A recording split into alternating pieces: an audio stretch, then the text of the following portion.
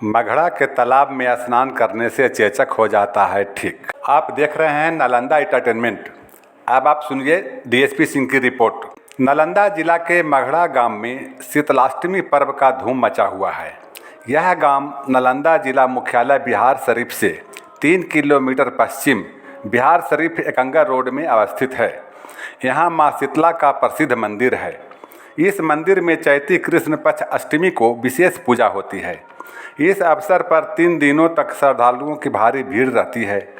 शीतलाष्टमी के अवसर पर बस्यौड़ा मनाने की भी परंपरा है।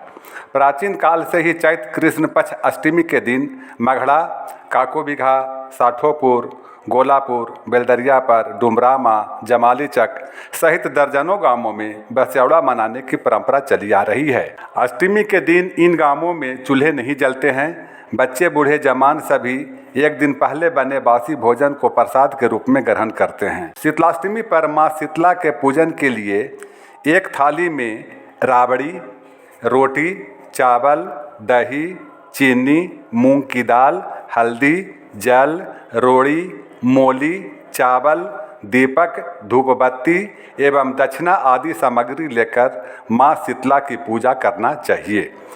पुजारी संतोष पांडे ने बताया कि माँ शीतला की पूजा करने से सुख, ऐश्वर्य, धन, वैभव एवं समृद्धि की प्राप्ति होती है। भारत के 18 पुराणों में स्कंद पुराण में माँ शीतला का वर्णन मिलता है। ज्योतिषियों का कहना है कि पौराणिक मान्यताओं के अनुसार भगवान शंकर जब अपनी पत्नी सती के मृत शरीर को लेकर तीनों लोकों में घूम रहे थे, तब संपूर्ण सृष्टि भय से व्याकुल हो गई थी। तभी देवताओं के अनुरोध पर भगवान विष्णु ने सुदर्शन चक्र से सती के शरीर को खंडित किया था। सती के शरीर का खंड जहाँ जहाँ गिरा उसे शक्तिपीठ माना गया। कहा जाता है कि भगवान शंकर ने अपने कंधे पर सती के शरीर के चिपके हुए अवशेष को एक घड़े में रखकर बिहार शरीफ के निकट पंचाने नदी के पश्चिमी तट पर धरती में छुपाकर अंतर्ध्यान हो गए। माँ शीतला एक दिन गांव के एक राजा वृषकेतु के स्वप्न में आकर पंचाने नदी के किनारे स्वयं को दबे होने की बात बताई।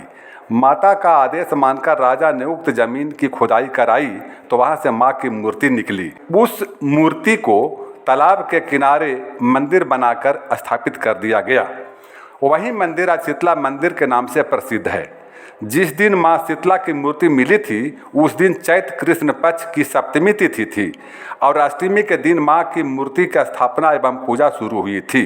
वही सिलसिला तब से लेकर अब तक जारी है। जिस स्थान से मूर्ति निकली थी उस स्थान ने कुएं का रूप ले लिया, जो आज मिट्टी कुआं के नाम से प्रसिद्ध है। स्थानीय लोगों का कहना है कि इस कुएं का पानी बहुत ही मीठा एवं ठंडा है, जो अब तक कभी नहीं सूखा है। आचार्य पुरुषोत्तम पांडे एवं पंडित अजीत कुमार पांडे ने ऐतिहासिक पहलू पर प्रकाश डालते हुए कहा कि लोग क्यों लगाते हैं ठंडे पकवानों का भोग। उन्होंने कहा कि भारतीय संस्कृति में जितने भी पर्व मनाए जाते हैं उनका संबंध ऋतु, स्वास्थ्य, सद्भाव एवं भाईचारा से जुड़ी हुई है। होली पर्व के बाद मौसम बदलने लगता है, धीरे धीरे गर्मी भी बढ़ने लगती है। बस्यौड़ा मूलतः इसी अवधारणा से जुड़ा हुआ पर्व है। इस दिन ठंडे पकवान खाए जाते हैं। मगहड़ा के आसपास के इलाके में इसी दिन से दही छाछ का सेवन भी शुरू हो जाता है ताकि गर्मी का प्रभाव कुछ कम हो। शीतला माता के पूजन करने से सकारात्मक सोच का संचार होता है।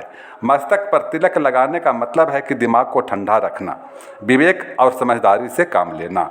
इस अवसर पर मनोरंजन के लिए झूला, ब्रेक डांस, मिक्की माउस सहित दर्जनों तरह के खेल तमाशे वाले अपना अपना रोजी रोजगार में जुटे हुए हैं।